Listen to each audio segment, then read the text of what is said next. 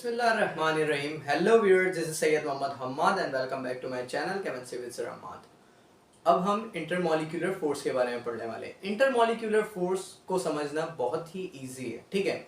बस एक बात समझिएगा, सबसे पहले मैग्नेट आपने देखे कभी ना कभी।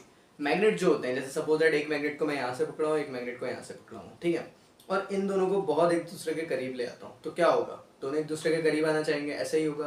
बट अगर मैं इन्हें टाइट से पकड़ा हूँ तो मतलब मेरी जो ताकत है वो ज़्यादा है एज कम्पेयर टू ये दोनों जो करीब आना चाहते हैं, इनकी अपनी अट्रैक्शन से मेरी ताकत ज़्यादा है, तो ये एक दूसरे के करीब नहीं आ पाएंगे। बट अगर मैं कहूँ कि इन दोनों के दरमियान अट्रैक्शन ही खत्म हो जाएगी, तो ये बात तो गलत होगी। तो इस बात को ज़रा समझते हैं एक एग्जाम्पल के थ्रू। तो हम पढ़ने वाले हैं इंटरमॉलिक्यूलर फोर्स के बारे में, बट उससे पहले मैं थोड़ा सा इंट्रा का कॉन्सेप्ट भी आपको बता दूं। इंट्रामॉलिक्यूलर फोर्स क्या होती है? तो अगर हम एग्जाम्पल देखें हाइड्रोजन और क्लोरीन की, क्लोरीन के लास्ट सेल में 1 2 3 4 5 6 7, हाइड्रोजन के लास्ट सेल में एक इलेक्ट्रॉन। अब हाइड्रोजन चाहता है कि एक इलेक्ट्रॉन मिल जाए, क्लोरीन चाहता है कि एक इलेक्ट्रॉन मिल जाए, ये म्यूचुअली इलेक्ट्रॉन को शेयर कर लेंगे। इतनी बात समझ आ गई। बट अगर मैं आपसे पूछूं कि हाईली इलेक्ट्रोनेगेटिव कौन है, मतलब कि ज़्यादा पावरफुल कौन है, तो आप कहेंगे क्लोरीन। क्यों? क्योंकि क्लोरीन की बहुत सिंपल सी बात है ना, क्लोरीन का एटॉमिक नंबर क्या है? क्लोरीन का एटॉमिक नंबर हमारा है 17। मतलब कि इलेक्ट्रॉन कितने हैं इसमें? 17। प्रोटॉन कितने हैं? 17, ठीक है। और अगर हाइड्रोजन की बात करें, हाइड्रोजन का एटॉमिक नंबर क्या है? 1 है, ठीक है। और इलेक्ट्रॉन कितने हैं इसके अंदर? 1 इलेक्ट्रॉन है, ठीक है। और प्रोटॉन कितने हैं? प्रोटॉन भी हमारे 1 ही मौजूद है, ठीक है ना। इतनी बात तो समझ में आ रही है। बट सिर्फ इस बेस पे डिसाइड नहीं किया जाता इलेक्ट्रोनेगेटिविटी को कि इलेक्ट्रॉन प्रोटॉन किस में ज़्यादा है। इस बेस पे भी किया जाता है कि साइज किसका छोटा है, ठीक है।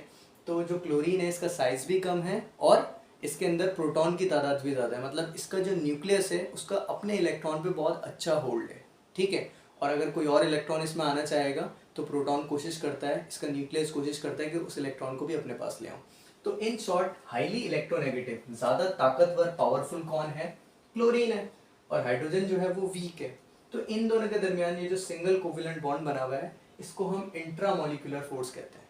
इतनी बात समझ में आ गई? अब इतनी बात हो गई, उसके बाद क्या होता है? देखिए, क्लोरीन जो है हाईली इलेक्ट्रोनेगेटिव है, तो ये इलेक्ट्रॉन ज्यादातर किसके पास खिंचा रहेगा?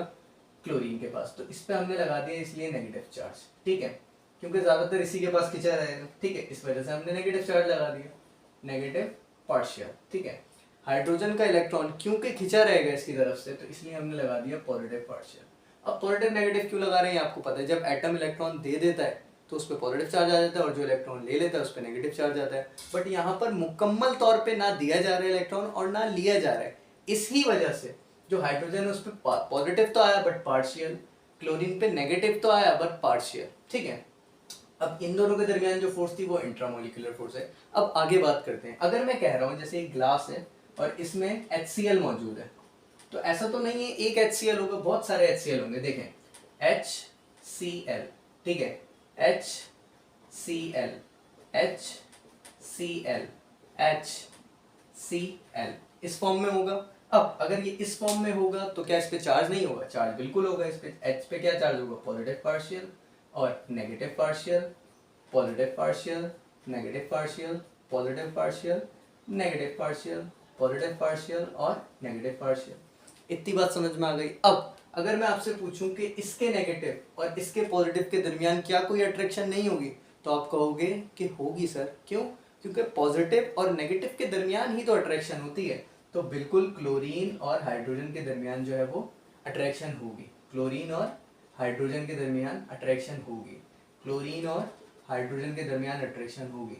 क्लोरीन और हाइड्रोजन के दरमियान अट्रैक्शन होगी। इन क्लोरीन की इन हाइड्रोजन से भी हो सकती है, ठीक है।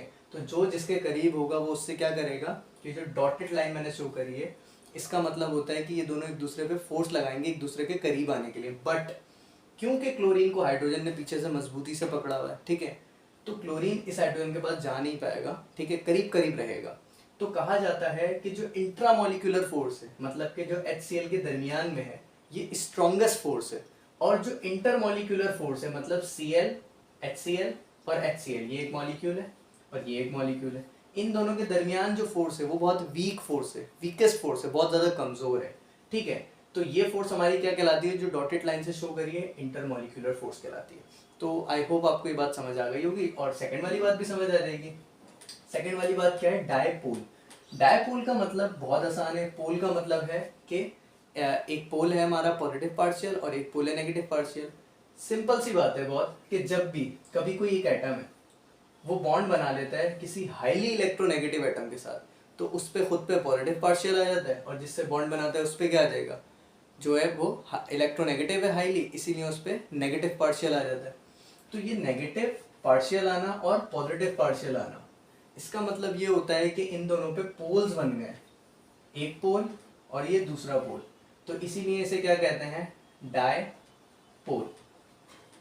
डायपोल डायपोल कहते हैं। और क्या होता है, एक मॉलिक्यूल दूसरे मॉलिक्यूल के दरमियान जो है अट्रैक्शन होती है, इंटरेक्शन होती है, वो इंटरेक्शन कहलाती है डायपोल डायपोल इंटरेक्शन, जैसे जो मैंने अभी आपको बनाकर बताया था।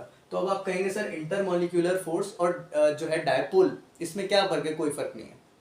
जब एटम किसी और हाईली इलेक्ट्रोनेगेटिव एटम से जो है वो कोवलेंट बॉन्ड बना लेता है तो उस पर खुद पे पॉजिटिव पार्शियल आ जाता है और जिससे बॉन्ड बनाता है उस पर पार्शियल नेगेटिव आ जाता है। ठीक है, बहुत सिंपल सी बात थी। तो डायपोल का कॉन्सेप्ट भी आपको समझ में आ गया होगा। अब लास्ट वन, हाइड्रोजन बॉन्डिंग क्या होती है। तो अगेन मैं यही वाली बात रिपीट करने वाला हूँ। क्या, वाटर की बात करें हम, जैसे ये वाली क्वालिटी वाटर में भी पाई जा रही होती है। हम पानी का गिलास नॉर्मली पीते हैं, इसमें जैसे पानी है, ठीक है, H2O। अब देखें, समझिएगा, हाइड्रोजन अपना एक इलेक्ट्रॉन ऑक्सीजन से शेयर कर रहा है। ऑक्सीजन के लास्ट शेल में 6 इलेक्ट्रॉन होते हैं, तो मैंने बना दिए 6। तो ऑक्सीजन जो है वो हाईली इलेक्ट्रोनेगेटिव है, ठीक है, तो इस पे क्या चार्ज आएगा, नेगेटिव पार्शियल, इस पे पॉजिटिव पार्शियल, इस पे पॉजिटिव पार्शियल। अब पानी का जो ग्लास है उसमें सिर्फ एक H2O होगा, नहीं, बहुत सारे H2O होंगे, तो जैसे मैं बना देता हूँ, और HOH, ठीक है, तो इस पे पॉजिटिव पार्शियल और इस पे भी पॉजिटिव पार्शियल, इस पे नेगेटिव पार्शियल। अब क्या होगा बेटा, जो अट्रैक्शन थी, जो हमने पढ़ी, इंटरमॉलिक्यूलर फोर्स होती है, ठीक है, और जिसे हाइड्रोजन बॉन्डिंग भी कह सकते हैं, क्योंकि हाइड्रोजन के बारे में बात करने वाले हैं हम। ये हाइड्रोजन जो है वो जो है इस पे पॉजिटिव चार्ज है, इस पे नेगेटिव है, इसलिए इन दोनों के दरमियान कुछ इंटरेक्शन होगी, ठीक है, कुछ अट्रैक्शन होगी, तो वो क्या कहलाएगी, हमारी हाइड्रोजन बॉन्डिंग कहलाएगी। और इन पे पोल्स आने का मतलब है कि ये डायपोल हो गए, ठीक है, डायपोल डायपोल इंटरेक्शन कहलाती है।